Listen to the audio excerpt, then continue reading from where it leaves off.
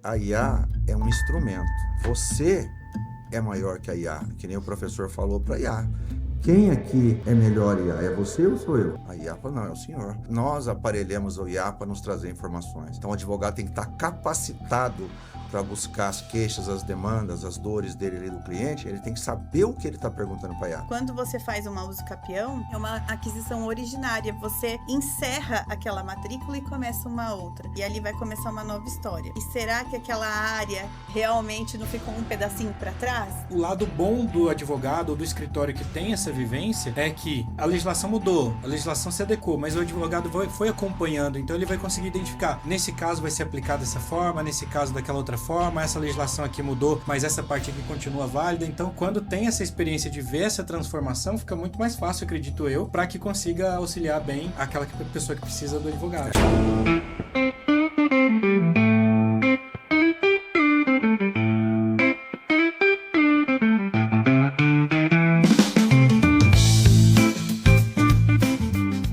Está começando mais um Max Podcast e hoje nós recebemos aqui o doutor Pascoal Dias e a doutora Pamela Jordão do escritório Dias e Jordão Advogados para a gente falar um pouquinho sobre direito, né? Alguns ramos específicos do direito e dessa importância dessa profissão e também de tudo que a gente sabe que é uma função essencial à justiça e que muita gente precisa, né? Sejam bem-vindos ao Max Podcast, muito obrigado pela presença de vocês. Um prazer Nós aí. que agradecemos. É um prazer estar com vocês. Excelente. Para a gente já começar, eu queria pedir, claro, para vocês contarem um pouquinho, começando pela doutora Pamela, para que vocês falassem um pouquinho para a gente sobre que você falasse como que você começou no ramo do direito, né? Como que é essa história até chegar à especialização em algumas áreas específicas do direito. Você vai falar um pouquinho mais para a gente. Tá certo. Bom, eu comecei a fazer a graduação bem jovem, né? Saí do ensino médio já para a faculdade com 17 para 18 anos. Me formei em 2010 e conheci o Dr. Pascoal em 2011. Acho que é importante eu deixar minha gratidão aqui por ele ter me apresentado também o direito na prática. Nós nos conhecemos, começamos a trabalhar juntos e deu certo, né? Sim. A gente sempre Uma teve parceria de uma sucesso. parceria grande, a gente pensa parecido e diferente ao mesmo tempo, então cada um tem o seu jeito, a sua personalidade, mas nos complementamos. E acho que isso que é o ideal de uma sociedade, então já são 15 anos de parceria. E o escritório de Aziz Jordão nasceu disso, dessa amizade e da seriedade com que a gente trata também os nossos clientes. Então, em 2020, em plena pandemia, que nós não sabíamos que ia acontecer, nasceu o escritório Dias e Jordão Sociedade de Advogados. Entendi, muito bom. E mais de 15 anos já de experiência e hoje a doutora Pamela, ela atua em algumas áreas específicas do direito principalmente, né? Que é Isso. direito... Nós fazemos direito trabalhista, previdenciário e imobiliário. Claro que o imobiliário ele vai concatenar com algumas outras áreas cíveis, então a gente pode pegar também casos de família e sucessões para resolver a regularizar aquele imóvel, ou trazer, né, como a gente fala muito da prevenção, né, estudar aquilo subjetivamente pelas pessoas e objetivamente pelo imóvel e trazer uma melhor solução para o caso. Legal, muito bom. E isso que a doutora Pamela falou, né? Que o direito ele está sempre interligando em algumas outras áreas do direito também, né? E o doutor Pascoal queria que falasse também um pouquinho para a gente aqui. Mais uma vez, obrigado pela presença, né? Eu que E agradeço. como que começou nessa área do direito? Então, a minha estrada aí já tem, né, um pouco mais tempo. Eu comecei, na verdade, sendo funcionário de prefeitura, funcionário de carreira. Aí trabalhei em banco, fórum e eu resolvi estudar. Eu queria fazer uma faculdade nessa área aí, né? E nunca pensei em outra coisa a não ser que fosse o direito mesmo, né? Aí eu me formei, desde que me formei, em 88, aí estou na vida profissional, trabalhando na área da advocacia privada há muitos anos, né? E nesse caminhar da vida privada eu cruzei com a Pamela na vida forense, né? Através de amigos, enfim, de pessoas próximas, que a família dela, nossas famílias são pessoas próximas, né? Uhum. E nasceu essa parceria sem ainda ser uma sociedade na época. né, que veio a se formalizar no ano de 2020 mesmo, no momento em que eu também agradeço a doutora Pâmela, porque a doutora Pâmela já veio naquele momento que a gente estava já se instalando a crise da pandemia, ela falou, não, nós vamos ter aqui uma sala, nós já vamos ampliar, nós vamos ter 2 salas. Eu falei, nossa, a gente já estava entrando para ter uma, já vamos ter para montar uma estrutura com 2 salas, empenhamos aquilo, organização funcional, equipe, né? E aí foi, né, o desenvolvimento, atuando em alguns segmentos, como o direito do trabalho é bem forte, esse direito imobiliário, área do consumidor, indenizatórias, enfim, né, ramos do direito civil, né? E dentro daquilo que a dinâmica do direito vai avançando, a gente vai procurando avançar junto, né? Hoje nós estamos estruturados, temos uma equipe, né? Um corpo de pessoas trabalhando com a gente, e essa é a nossa dinâmica aí de buscar esse novo tempo aí.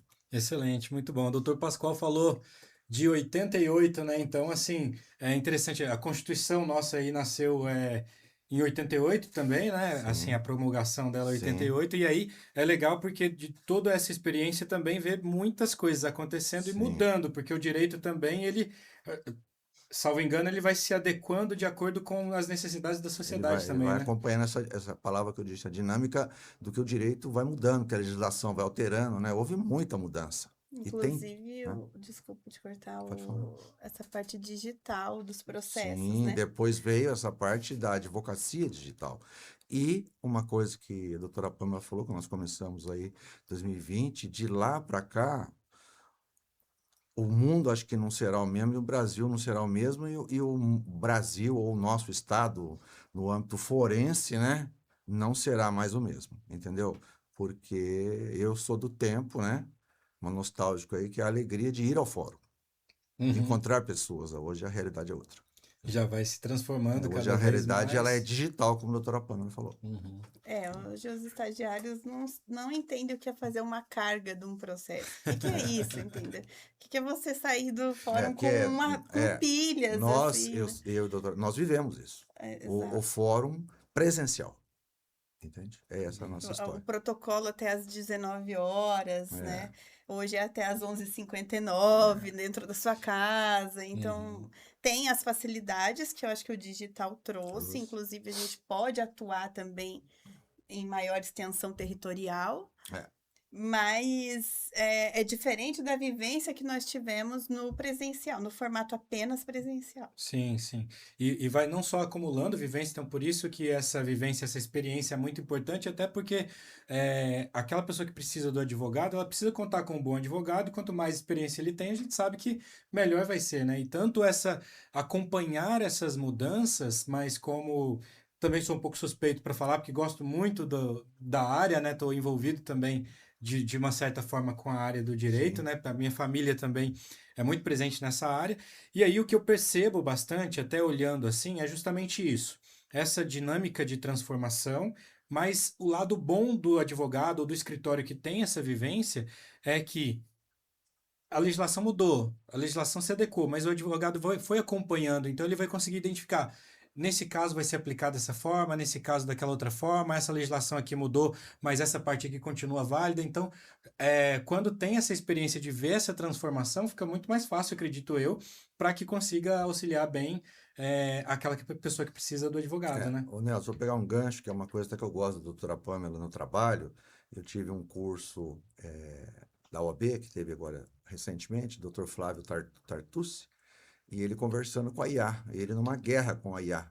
E é o que a doutora Pâmela fala, eu vou falar também as palavras que ela usa bastante e as que eu também adotei de trabalho sério. A IA é um instrumento. Sim. Você é maior que a IA, que nem o professor falou para a IA. Quem aqui é melhor IA? É você ou sou eu?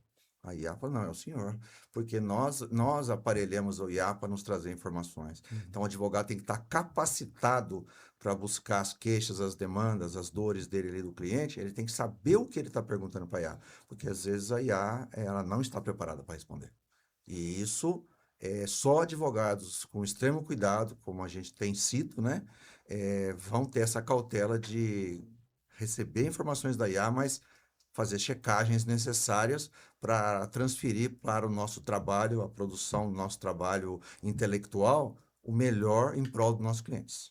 Eu acho que esse é um gancho importante, porque assim, a gente percebe hoje que essa transformação, como a doutora Pamela disse, tem uma transformação muito positiva. Ganhei tempo, ao invés de protocolar às 19 horas, Sim. e aí tem que chegar, e aí tem Não, vaga para o estacionamento. Tem todo esse lado positivo, né? Cheguei 19, cheguei 18h55, mas não achei vaga, né? Hoje em dia, 23h59, protocola lá dentro do sim, prazo tranquilo. Porém, esse outro lado é importantíssimo. A gente tem visto muitas notícias de pessoas que às vezes tem um profissional, por exemplo, que fez lá aquela petição, deixou passar batido uma informação de que não limpou na petição, enfim, pode ter sido o advogado, o estagiário, enfim, mas de qualquer forma passou batido ali. Tem outras questões mais prejudiciais que é o que o pessoal tem falado sobre a alucinação da IA. Teve uma outra informação recente agora de um código em branco, né, que Uhum. pedia para a sim, IA não contradizer aquela sim, petição e tudo. Então, assim, você vai vendo uma necessidade maior de observação, e aí que vai o gancho, talvez, de a gente saber que tem isso, saber, claro, que a justiça vai precisar se adequar ao ponto de achar novos mecanismos de controle, mas, ao mesmo tempo, a gente sabe que o bom advogado vai ter aquela cautela necessária para que as coisas aconteçam bem, para que a própria sociedade possa ficar mais perfeito, tranquila, né? perfeito. Eu acho que o digital, no modo geral, não só para os advogados, acaba encorajando as pessoas a fazerem coisas que o presencial inibe. Tanto os xingamentos, os haters e tudo mais. E quando a gente pega isso, é exatamente o distanciamento, ele faz com que você, às vezes, tome uma atitude que não deveria. Mas nós somos regidos pelo nosso código de ética, nós temos responsabilidade, nós somos pessoas na sociedade que trazemos exemplo também, né? Trabalhando e não Não trabalhando. trabalhando. Então, todos nós profissionais devemos pensar nisso. Nós estamos representando a sociedade. Então, o advogado é importante por conta disso. Então, a gente tem que tomar cuidado, principalmente para os mais jovens, desse distanciamento não trazer essas peculiaridades desse código em branco, coisas que nós não podemos fazer. Sim, sim, com certeza.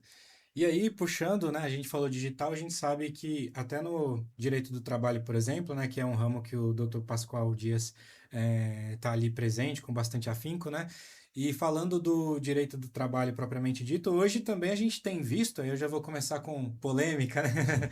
A gente tem visto muitos debates sobre as novas plataformas digitais como Uberização, né? Uber, iFood, etc. Várias empresas que trabalham com digital, mas que tem vários profissionais ali, né, que trabalham, e aí se discute aí, precisa ser CLT, precisa ser registrado, não, Registrado. vai seguir, enfim. Então, cada vez mais, até no próprio direito do trabalho, vai se transformar, vai chegando, né, novas situações que vão precisando de um olhar mais atento também, né, doutor? Sim, bom, é que o Brasil, né, a CLT é de 1943, né, Getúlio Vargas. A reforma que foi mais severa, que foi em 2017, que ela deu uma enxugada naquele avalanche de ações que muitos entravam, talvez, com um ato de má-fé, né? Porque a advocacia você tem que, pô, se o cliente te passou uma história, uma narrativa, você tem que pôr essa narrativa. E eu sou do tempo que já vi muita coisa aflorar de forma completamente desordenada, desorganizada e de má fé. Então, como a mudança de 2017 teve queda, né, das ações trabalhistas, depois elas deram uma estabilizada, né?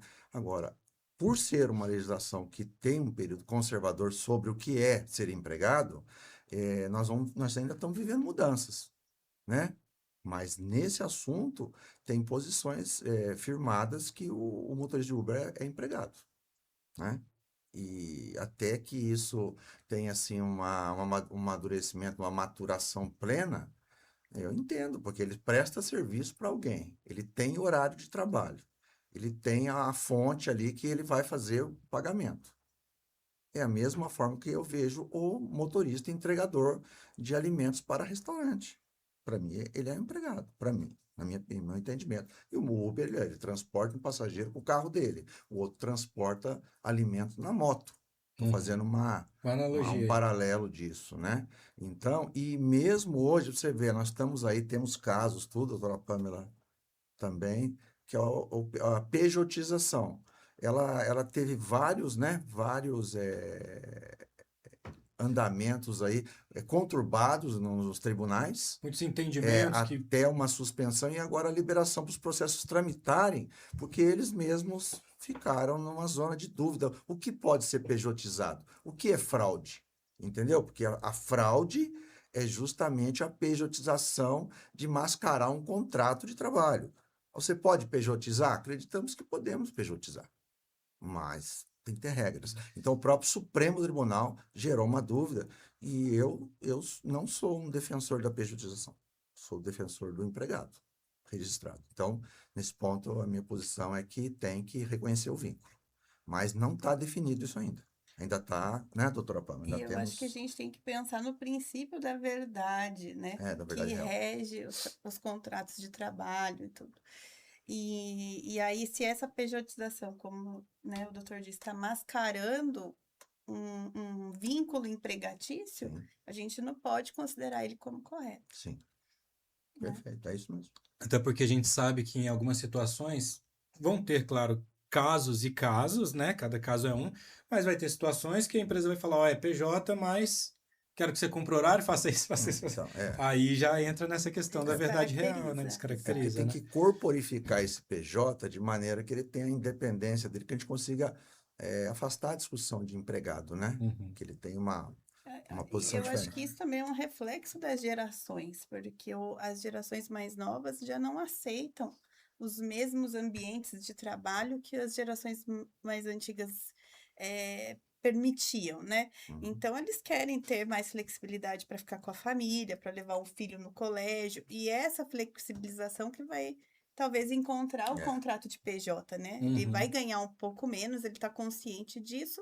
mas ele vai ter um tempo de maior qualidade. é, E isso tudo precisa adequar do direito, só que o direito ele sempre é atrasado e não é num mau é. sentido, Uhum. porque o fato da vida acontece primeiro e depois a gente legisla, né? É, a Porque a gente, gente também legisla conforme os costumes, o que a sociedade entrega, né? ultimamente a gente tem visto muito isso, né? Acontece algo muito importante na sociedade que as pessoas começam a refletir e aí daqui a pouco começam a preparar uma legislação para atender É. aquela necessidade, Ô, né? Nelson, pegando um Essa é gancho a marcha do que a doutora normal, Pama né? está falando, que ela também é estudiosa nisso, e eu também, é que hoje a relação trabalhista, né, atividade laboral, tem os problemas de ordem emocional que alastraram demais, os problemas de ordem emocional. Sim. Problemas com emprego, constrangimento, né? E essas pessoas sofreram e sofrem, né?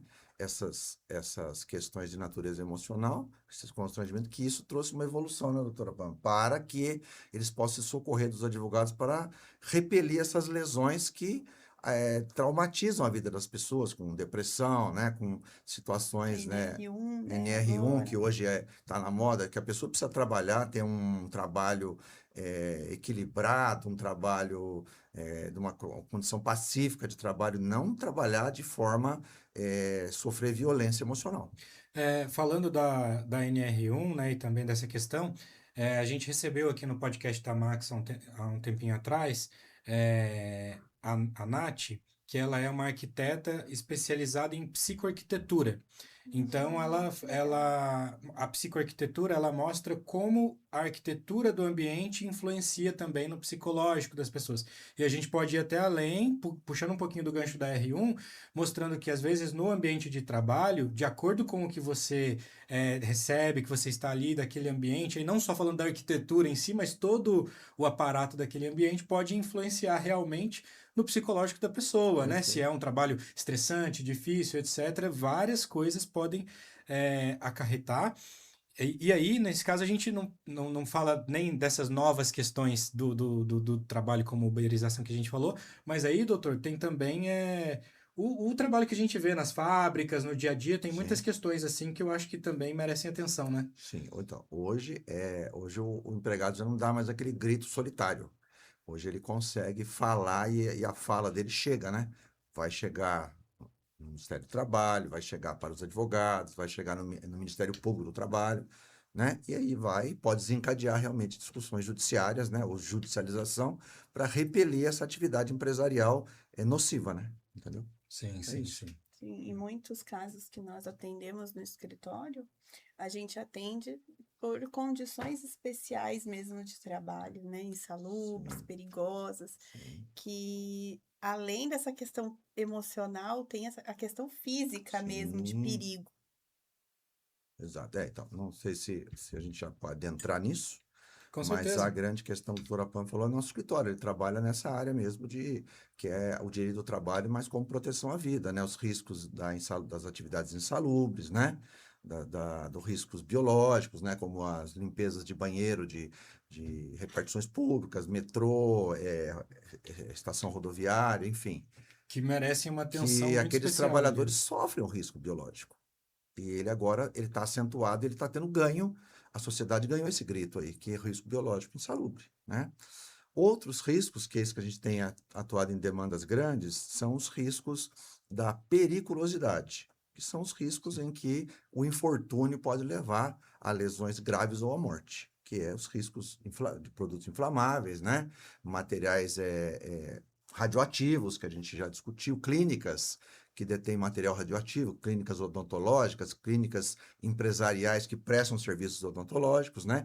Empresas que prestam serviço de realização de tomografias e trabalhos de atendimento digital, né? De exames, Sim. que geram o risco radioativo se as empresas não se comportarem dentro daquilo que são as normas, as NRs e as determinações do Ministério do Trabalho. Então, hoje nós temos um exemplo aqui para citar, o dentista, né, que sofre esse risco em clínicas que ele trabalha, aí não como liberal, mas como empregado, onde ele executa a atividade de dentista executando exames de raio-x. Sim. E não havendo toda a proteção, aquelas telas protetivas de evitar essa contaminação, a empresa responde pela insalubridade ou pela periculosidade, Sim. no caso aí, pela periculosidade, porque é radioativo, né? Então, em muitos casos não há esse revestimento que visa proteger, visa anular, porque ele não pode só inibir, ele tem que anular o risco iônico, né, dos raios ionizantes, Sim. né? Então, os dentistas, então, que trabalhem para clínicas empresariais, eles têm que estar atentos para o direito que eles têm hoje sobre a operação de raio-x, os dentistas. Mesmo sentido também as operações em empilhadeira, a gente É, conseguiu é, até mudar é, é. uma planta fabril com as Sim, ações. é isso aí. A gente já tem atuado não vou citar nome de empresas aqui só, mas a gente tem atuado sobre grandes empresas que têm o que a doutora Pamela falou, as pessoas operando as empilhadeiras. E elas têm cilindros HGLP. Certo. Então, em muitas empresas, não foi hoje a gente está com uma demanda grande, mas vimos trabalhando com essas demandas há alguns anos, que ele opera aquela empilhadeira e ele para, às vezes, para trocar o cilindro. Ele tira o cilindro vazio e vai lá no depósito e pega um cilindro cheio. O risco É de evidente. um acidente, ao contrário, hoje, o infortúnio pode ser em segundos. Sim. Ele pode trocar aquele equipamento em 1 minuto, 5 minutos, e aquilo pode explodir em 30 segundos, né? Porque às vezes tem alguns entendimentos que já estão superados. Ah, mas era coisa. Não tem, não existe essa rapidez no risco da vida, né? E na empilhadeira é isso. Você operando aquela empilhadeira com os cilindros, ela pode levar um infortúnio. Nessa a operação é direta do empregado. E quando o empregado, o operário, leva o equipamento para um outro trabalhador fazer o abastecimento da empilhadeira, e ele fica próximo, ou seja, não anulou o risco, ele fica próximo do setor, bem próximo aonde está fazendo a operação. Um colaborador alimentando com uma mangueira a empilhadeira para abastecer o gás, e o empregado que opera a empilhadeira esperando aquilo.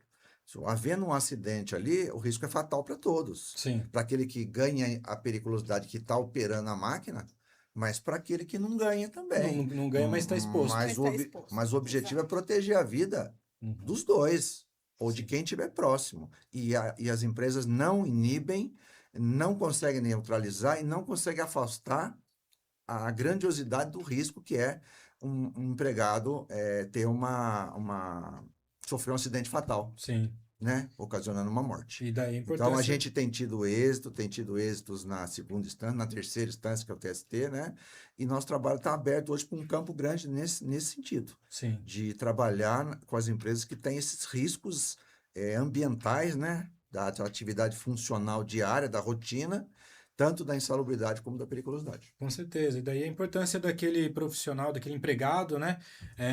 Contar com o apoio de um advogado que está por dentro dessas informações, o advogado especializado ali nessa área, Sim. porque com certeza vai conseguir analisar toda aquela situação e Sim. até mesmo já ter histórico de outros casos e de entendimentos dos tribunais a respeito dessas questões, Só né? para fazer um complemento, esses processos que envolvem esse tipo de matéria, eles são sujeitos a provas periciais para o engenheiro do trabalho ou médico do trabalho. Uhum. Então, vai ter uma diligência dentro da empresa, esses profissionais ou engenheiro ou médicos vão lá e fazer a diligência para aferir, para apurar o ambiente de trabalho. Sim. Se tem mesmo tanque de gás, tem a operação, Para esses subsidiar. profissionais já sabem Sim. qual é o resultado, né? Para Então, subsidiar aquele processo. a súmula 364 diz não importa o tempo, né? 30 segundos é um tempo fatal, Sim. como 1 minuto ou 10 minutos é um tempo fatal. Com certeza. Isso. E esses processos abrem reflexão para as empresas do preventivo, da importância do preventivo, né? De você escutar o seu engenheiro de segurança falando que aquilo ali é perigoso ou remunerar o profissional adequadamente para depois não vir a sofrer o repressivo, que são as ações judiciais. Certo. É isso aí. E aproveitando que a gente está falando um pouquinho dessa atmosfera também, do direito do trabalho, né? Tanto falando um pouco sobre o lado do empregado, o lado do empregador, da fábrica, da empresa também, aí puxando o gancho um pouquinho, virando agora para o direito imobiliário, mas ao mesmo tempo, assim, ali para regularização extrajudicial e a regularização em geral de imóveis, por exemplo, né? Para puxar um pouquinho também dessas áreas, né? Eu queria começar perguntando sobre, por outro lado, às vezes a empresa, uma fábrica, por exemplo, que vai se instalar também em algum lugar, muitas vezes ela montam aquela fábrica ou precisam regularizar uma área específica de uma fábrica, mas ela está numa área, por exemplo, que por algum motivo não foi regularizada. Às vezes era uma área rural que ainda não está caracterizada ali como um espaço comercial, né, como uma área comercial e tudo mais, e aí acho que vamos ter inúmeros exemplos de possibilidades de que uma fábrica, uma empresa está se instalando, mas precisa de regularizar. E aí também ela pode contar com um advogado para auxiliar nesses processos e nesse aspecto, né, doutora? Isso mesmo. Bom, primeiro que eu sou uma entusiasta da regularização. Eu trabalhei um tempo em cartório, então bebi dessa água, né? A legislação registrária é uma legislação nova, né, de 70, né?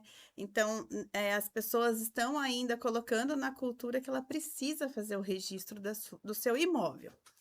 E isso também vai para as pessoas jurídicas, tanto as de direito público quanto as de direito privado, porque as desapropriações, que são a maioria das aquisições, né, do ente público, além das áreas doadas, em loteamentos e tudo, elas detêm essa aquisição originária. Então, muita coisa não tem registro na serventia, né? Geralmente o registrador de imóveis vai fazer uma certidão de que aquela área é pública. Mas hoje, com todos os acessos que a gente tem online, que a gente consegue pegar uma matrícula em 5 minutos, 10 minutos, eu acho que é necessário que todos os imóveis sejam registrados, independente da área.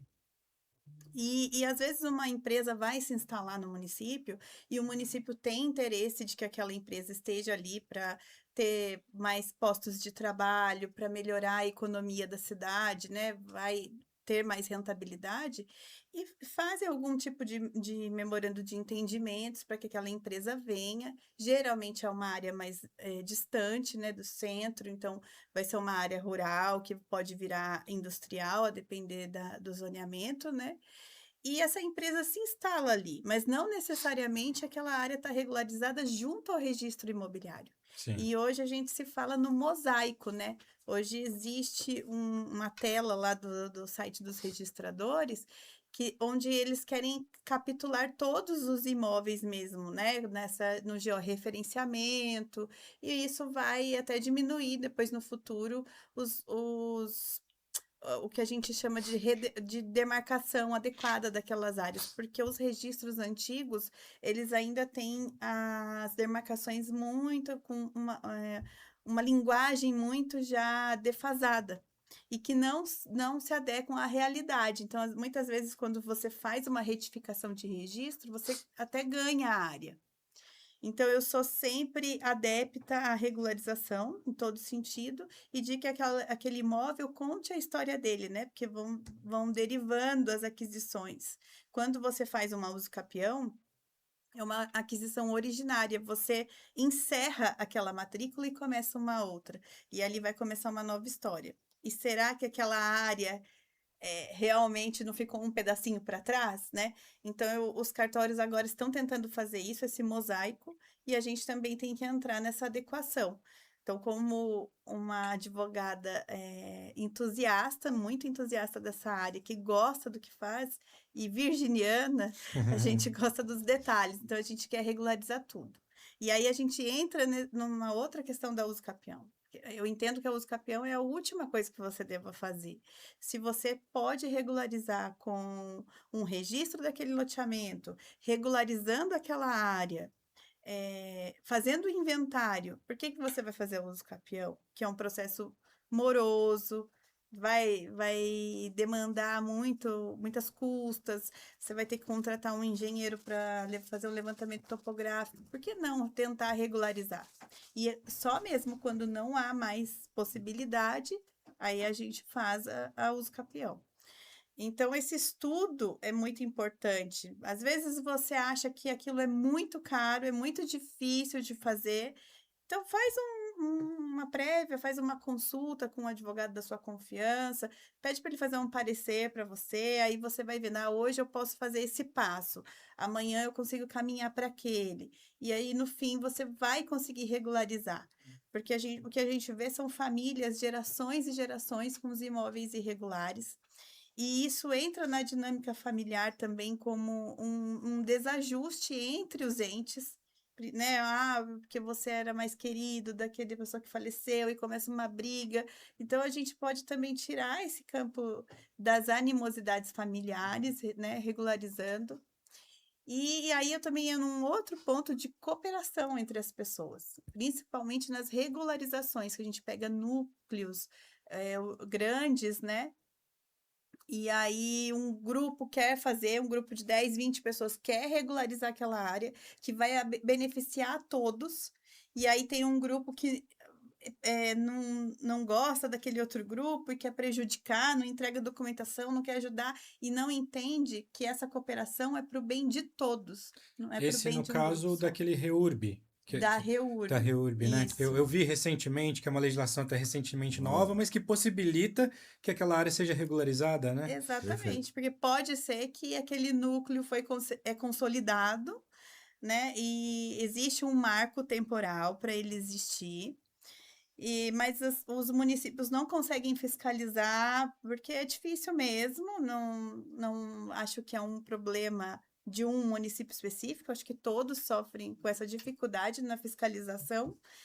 E pessoas que vendem aí lotes muito baratos, de uma maneira que não esteja muito adequada com a incorporação imobiliária ou com os loteamentos imobiliários, acabam fazendo com que outras pessoas de boa fé comprem. Sim. Porque nós ainda temos a cultura da casa própria, né?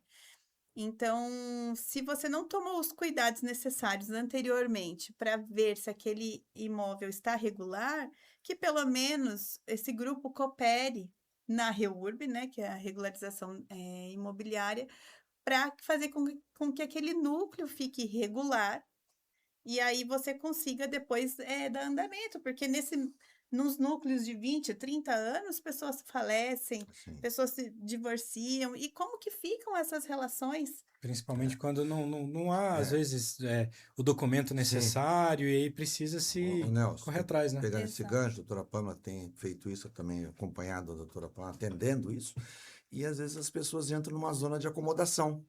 Chega e fala para a pessoa, olha, você precisa fazer isso, olha, amanhã, depois, né, a gente não sabe, um familiar não está mais aqui, está com essa área rural, é, na gíria, né, enrolada, né, sem a Sim. devida documentação, sem o domínio, né, sem o título, né, e essas pessoas, vamos ver, e eles se animam em algum momento, deixam de lado, e quando, como diz, quando está pegando fogo no negócio, aí ele corre para o advogado. Já se passou um certo tempo, já podia ter abreviado situações desnecessárias, como a doutora Pâmela colocou já para muitos.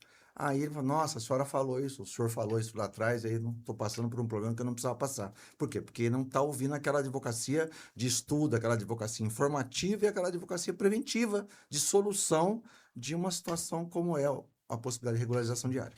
E aí vai acontecendo uma série de questões, né? Por exemplo, quando a doutora citou inventário, por exemplo, né? Sim, Aí não foi feito na época correta, sim, ou na época, né, indicada. Depois disso, aí vai gerando multa, vai gerando outras questões específicas que exige ainda maior trabalho, talvez maior dificuldade, né? Talvez, claro que o advogado ali especializado que acompanha vai conseguir indicar, né? Ó, agora só resta essa alternativa ou só resta aquela alternativa, mas mesmo assim é uma cultura que às vezes vai gerando outras complicações, né? é, É, exato. a gente chama na nossa gíria, é apagar o incêndio.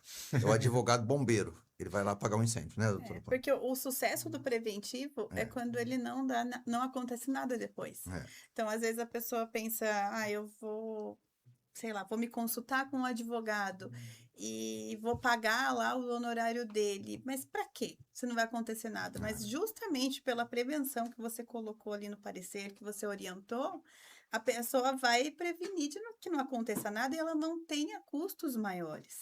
E justamente tem os inventários, tem quantas crianças pequenas não estão no meio disso, né? E aí ou aparece um oficial de justiça lá na porta falando que tem que demolir o imóvel porque o município percebeu que aquele imóvel está irregular e mandou demolir. Quantos dissabores que a gente pode evitar consultando um advogado? Sim, Então, acho que é isso esse. que a gente perfeito. leva como lema, de que as pessoas não tenham medo ou receio, ou acha que é uma coisa fora da realidade né, de É, custeio e tudo mais, isso e se consultem com um advogado da confiança é verdade. para prevenir litígios. É esse Sim. tal custo aí, como diz, é a gíria popular. Às vezes o barato sai caro, não faz, começa a desencadear uma sucessão de coisas, né? Como a doutora falou, até aqueles que têm vamos dizer, a posse precária, né? Sim. Aí tem um familiar, morre um, ou às vezes, vamos dizer, o chefe da família, o pai, né? O cabeça da família morre, a esposa não entende também muito daquilo, ela tem uma outra atividade, e o marido que estava tocando o negócio morre, quer dizer, então são turbulências que poderiam ser evitadas, ou podem, né, ser Sim. evitadas. Então, talvez a maior dica, né, é que as pessoas procurem um advogado, consultem, olha, minha situação é essa e eu preciso já encaminhar, Vamos. regularizar, se for preventivo, melhor ainda, né? Sim, Isso, preventivo você não tem a faca no pescoço, né? Você consegue fazer com calma, dentro da sua possibilidade financeira e de tempo também, né? E agora, quando acontece uma demanda judicial, você tem aquele prazo curto que você tem que responder uma ação e tudo mais. E aí a gente fica com mais dificuldade, fica aquele estresse, aquele nervoso todo. Então a gente tenta evitar conscientizando. E eu sou muito a favor da mediação e da conciliação, sabe? Se às vezes existe algum problema ali familiar que seja possível resolver, por que não? Inclusive com a outra parte contratando outro advogado, não precisa todos, vamos dizer, todos os herdeiros, no caso de inventário, contratar um advogado só. Não, contrate o seu advogado e os advogados conversam, porque aí não vai ter a emoção, né? E isso facilita para o objetivo de realizar, daquilo acontecer, de melhor justiça para todos. E uma vez que saiu dessa esfera, né, que está tranquila de conversa, né, de consensualidade, o Sim. judiciário você vai ter que aguardar daí toda a tramitação de um processo e quiçá, né, o tempo da decisão que o processo vai levar, porque instrumentaliza muita coisa, né, doutora Pâmela? O processo Sim, judicial instrumentaliza muitas informações. É diferente, né? Se você conseguiu fazer o preventivo ou conseguiu acompanhar ali no extrajudicial, né? É uma Sim. realidade. Se for para judicializar, vai ser outra. Falando nisso, aí já puxando um gancho também para o direito previdenciário, a gente sabe que no direito previdenciário muitas pessoas que precisam também requerer aposentadoria, enfim, precisam de algumas características específicas, ele também pode não só fazer o pedido administrativo, como vocês estavam comentando comigo, que ele pode até ter um parecer jurídico específico para subsidiar tanto esse pedido administrativo, como possivelmente depois, já no judicial, ele vem com uma base maior também, né? Falando até dessa questão de acompanhamento do advogado, né? Veio uma decisão recente do STF falando sobre o tempo desses trabalhadores que operam em funções especiais. Então, como nós temos muitos casos nessas funções especiais, acaba que a gente também entra em contato nessa parte previdenciária, de como esses trabalhadores vão poder se ausentar, parar de trabalhar, porque eles estão expostos a atividades mais duras, né? E aí a decisão agora é de que o tempo deve prevalecer, e não o cômputo com a idade. Mas há algumas especificidades. Então, se você usar só o tempo de contribuição e não usar a idade, você pode perder o benefício, um valor do benefício, né? Um percentual. Então, a gente entende que esse preventivo, esse parecer jurídico, essa análise do caso a caso, antes vai te dizer qual é o melhor caminho para você seguir, né? Na ótica jurídica. É claro que a gente vai pensar como que está o ambiente de trabalho daquela pessoa. Está um ambiente saudável? Ela consegue permanecer por mais tempo? Ou está tudo bem na família dela? Ela consegue trabalhar por mais tempo? É lógico, ela vai permanecer para conseguir um salário, né, melhor depois na aposentadoria. Agora, se ela está com algum problema ali e esses 25 anos para ela vai suprir, vai resolver aquilo ali que ela está vivendo na hora, por que não? O parecer vai orientar nesse sentido. Né, doutor Na Pascoal? verdade, essa pessoa que procura o advogado, o advogado vai trazer para ele uma visão, né? Uma simulação. Olha, a doutora falou, olha, idade mais contribuição, você está numa situação X. Tá razoável, não tá tão razoável, o que você, né, que a pessoa também acha daquilo, né? Sim. Então aquilo é uma análise prévia, né? Uhum. Então esse é um conforto que a pessoa tem de ouvir um advogado, né? De uma maneira antecipada, Sim, antes de sim. tomar uma decisão. Excelente. Já faz com mais cautela ali e com mais base também, né? Base, Com mais consciência. Para tomar a atitude que ele entende que daí é adequada para o momento de vida dele. Sim. E aí a gente tem que fazer o requisito administrativo primeiro, né? É um requisito. Se não der certo administrativamente, nós vamos para a esfera judicial. Você tem que buscar o administrativo, que é o início, né, da tentativa de alcançar aquilo que ele está buscando. Porque nós, advogados, somos semeadores da mediação e conciliação. A gente não vai só para o litígio. O litígio é quando não tem mais outro caminho a seguir, né? Até falar um negócio para a doutora Pam, que é engraçado depois dos nossos tempos de advocacia, mas as faculdades de direito, né, isso voltando aí mais o tempo da década de 70, 80, e ainda bem que evoluiu isso, nós estudamos direito para a visão de uma advocacia contenciosa, uma advocacia de briga. Sim. E o direito, graças a Deus, evoluiu tanto, que a doutora Paula está falando, que após a década de 90, começaram a surgir os juizados, né, doutora Paula, 95 para frente, aí começaram a surgir as arbitragens, tudo, e foi ótimo, porque a gente, no sentido profissional, advogado era treinado para contendas, para briga. Ele não é treinado para solução. Então, nunca o objetivo não era, né, o doutor Nelson, não quero acordo. E não, a advocacia trabalhista ainda ela é sempre um pouquinho mais voltada para uma busca de alcançar o acordo. Mas a advocacia geral, não fomos treinados para isso na época, então evoluiu. a década de 90 e a década de 2000, e é o que a doutora falou, é a busca da arbitragem, da solução, do consenso, Sim. e é o melhor caminho, né, Fica doutor? mais, pode ficar mais prático, mais rápido, menos Não, custoso mas não para todo adianta. O mundo, Melhor né? caminho para que não tem todos. conciliação, ele é duro. Uhum. Sempre vai ser duro. Exato. E você vai dormir e acordar pensando o que vai acontecer. Porque quando a gente transfere para o terceiro, que é o juiz, né, que vai julgar, É. ele vai decidir. Você tirou da sua esfera de vontade uma coisa que poderia ser resolvida entre as É. partes e transferiu Então, para um daí é um terceiro. aparelhamento, a estrutura judiciária, o Estado, ele tem demanda, ele tem muita demanda, não é a sua demanda apenas, que o cliente às vezes acha que não tem outra demanda, né? Mas tem Uhum. muita demanda.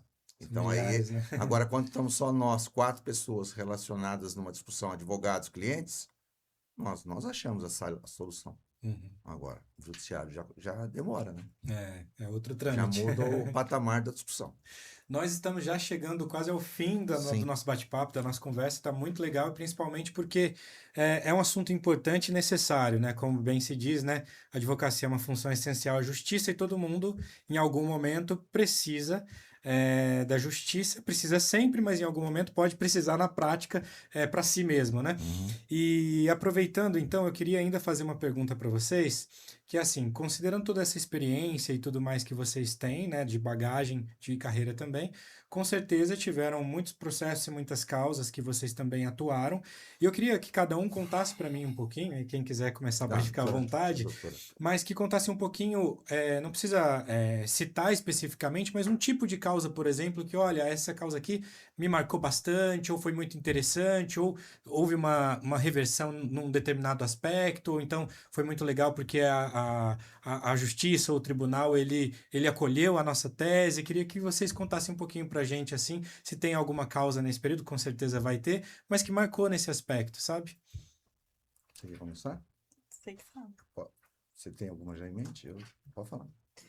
Eu tenho duas, na verdade. Eu tenho uma que nós perdemos e uma que nós ganhamos. E foi assim, casos com pessoas de mais idade. Então eu acho que eu acabo me afeiçoando também com essas pessoas. Teve um caso assim que eram várias senhoras e fizeram um Nossa. determinado negócio.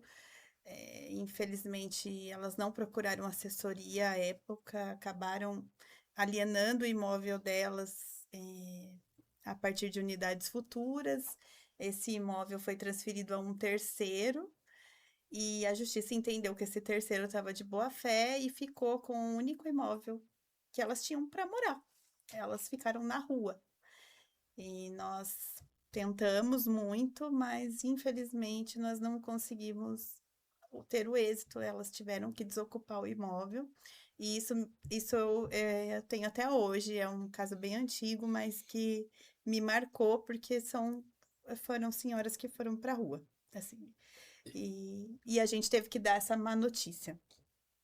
E um outro caso feliz também foi com outra senhora, uma ocupação totalmente irregular no imóvel dela e as pessoas a desrespeitavam mesmo. E aí até o advogado da outra parte até agiu não tão corretamente comigo, porque a gente estava tentando uma negociação. E aí eu consegui reverter isso nos tribunais. A gente fez uma ação reivindicatória e ela, depois de muitos anos, ela conseguiu reaver o imóvel dela. Interessante, né? Duas situações ali contraditórias, mas a primeira ela traz para a gente aquela questão, né?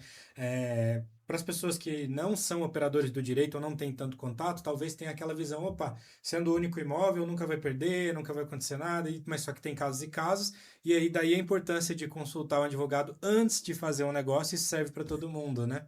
E aí a segunda também é muito bacana, né? Porque aí é um êxito ali que também está Final feliz. com um final feliz e auxiliando, né, aquela pessoa que precisa, né? Sim.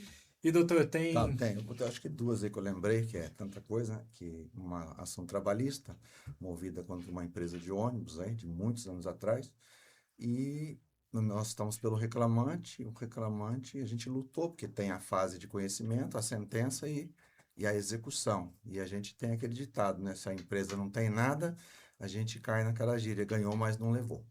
E aí o processo se arrastando, e a gente buscando descobrir que esse reclamado, né? Envolviam dois sócios, né? E os dois tentando sonegar ao máximo, e nessa vasculhação que eu pedi, já estava durando isso aí uns 10 anos, a gente conseguiu achar uma caderneta de poupança que esse reclamado tinha, em conjunto com o pai, e aí foi penhorado todo o dinheiro dessa poupança revertido por reclamante. E nós tivemos êxito depois, sei lá, uns 10, 12 anos lá. Mas a satisfação é grande do resultado. Você né, retirar o crédito trabalhista de um devedor que não quer pagar de jeito nenhum. Você já, né, como é que fala? Sucumbiu em todos os campos Uhum. de busca, né? Da pessoa ter contas bancárias, bens imóveis, não achava nada. E daí vai também aquela grande questão, né, de não só procurar, mas também o advogado, né, e o profissional tá ali acompanhando, porque assim, volta a falar, né, aquela pessoa que não tem contato com o direito, fala, opa, poupança não vai tomar, entre aspas, É né? que Mas não tinha achado, não sei, no, estava camuflado, não no sei. caso específico, é como o doutor Apareceu. disse, né? Às vezes também, por outro lado, pode acontecer situações que vão tentando ocultar um patrimônio de alguma forma. Doações para Doações. É que nós filhos. não podemos desistir, né, E da busca do exatamente. nosso cliente, né? Eu queria falar isso. Nós gostamos de pessoas, eu É, e o Pascoal. é, Então, quando a gente pega um caso, a gente quer ver aquela resolução, a gente vai entregar o nosso melhor para que aquilo dê certo, né? E, sim, né, a gente está falando aqui de alimentos dos trabalhadores, estou falando da moradia das pessoas, é, então são coisas que são muito íntimas e necessárias para o ser humano. Então, quando a é, gente consegue entregar o que o nosso trabalho pode fazer, é. isso nos deixa Deixa feliz. feliz. Então, e a segunda, né? A segunda questão é eu conheci um senhor, e ele me procurou e falou: Nossa, meu filho sofreu um acidente dentro de uma fábrica de produtos alimentícios, né? E ele perdeu de 2 a 3 dedos, não lembro agora. E realmente a empresa em seguida passou por uma crise. Ela fazia esse serviço terceirizado com uma outra grande empresa, uma multinacional. E, na verdade, nós, quando entramos com a ação, a gente entrou só contra essa empresa, que eram pessoas que estavam até sólidas no mercado, vida social aí relevante, né, que a gente acompanhava. E os outros que entraram contra eles e a empresa multinacional foram acabar recebendo da multinacional, porque eles foram sonegando até o fim. E você sabe, a devedora principal é a terceira, mas ela não pagou. É Então responsabilidade sobrou a subsidiária. subsidiária, a empresa de alimentos pagou tudo. Só que esse processo continuou. E eu falei, gente, a gente olha às vezes para o processo. Como vai ter a solução a esse processo? Já que o amparo dos outros estava Na na multinacional. segunda reclamada, né? Que Sim. era a multinacional. E eu, escutando o rádio um dia, esses sócios criaram uma nova empresa de chocolate, no caso era chocolate, criaram uma nova empresa, outro ramo já, e aí eles acabaram, nessas entrevistas em rádio, dizendo que eles estavam bem socialmente falando, né? Aí eu falei, olha, gente, vamos pegar isso aqui e informar o juiz do trabalho. E informou, quer dizer, a gente não tinha outro campo para seguir. Se tentou, né, a pessoa se afastar do resultado de devedor, né, tentar fugir da execução, mas aí a ação foi embrenhando na relação de pegar os sócios. Eram dois sócios sólidos e com patrimônio. Pegou os dois. E a demanda continuou, né, que é aquela tentativa de sair, né, resultado hoje, né, a- os dois, que era uma empresa, uma PJ, atingiu a pessoa física dos sócios, e da pessoa filho só cegou porque esse menino precisava de muito apoio, precisava de próteses, e era é uma família muito carente e tal. Ele era um bom menino, apesar de ser um cara que nunca demonstrou tristeza, apesar de ter perdido, acho que 2 dedos aqui, ele perdeu o polegar e o indicador da mão direita. E aí, qual a grande satisfação? Hoje esse processo já foi para execução, né? E esse menino já está no êxito, né? E a gente fica feliz, porque aí realmente já estava vendo a reclamada escapar. Como diz o Brasil, não tem justiça. No Brasil, ninguém, tipo, o pobre, o humilde, ele não vai ver a cor do dinheiro, porque o bem-sucedido, ele vai fugir das obrigações. Mas eles perderam. E a gente teve mais esse êxito. E aí entra nessa questão, né, de pessoas também, tá lidando com pessoas, o Sim, advogado tem essa sensibilidade também, né, no caso quando tem, e aí acaba Isso não quer dizer que não funcionando gostamos bem. das empresas. Nós gostamos das empresas, mas Gostamos das empresas, até porque essas empresas têm uma função social, tem, né, lógico. na vida, mas a gente quer assessorar para que as coisas sejam feitas adequadamente, óbvio. juridicamente É adequadamente. aquele tem a empresa que está fazendo tudo certo, mas se eventualmente tem uma empresa que não está fazendo tudo certo, é da mesma forma a pessoa física, né? Exato. Tá fazendo tudo certo Tendo ou não uma tá? boa assessoria, a tendência é não errar. Sim, Tendência, para né? ambos os Nada é lados. perfeito, mas a tendência é não errar. A solução é muito simples, né? Seguir a legislação, dá tudo certinho, né? Sim. Excelente. Bom, gente, esse foi o bate-papo aqui que nós tivemos com a doutora Pamela e com o doutor Pascoal Dias também, doutora Pamela Jordão. Agradeço mais uma vez a presença de vocês, né, do Escritório Sim. Dias e Jordão Advogados, né? Escritório ali em Jacareí, mas como vocês mesmos disseram, né?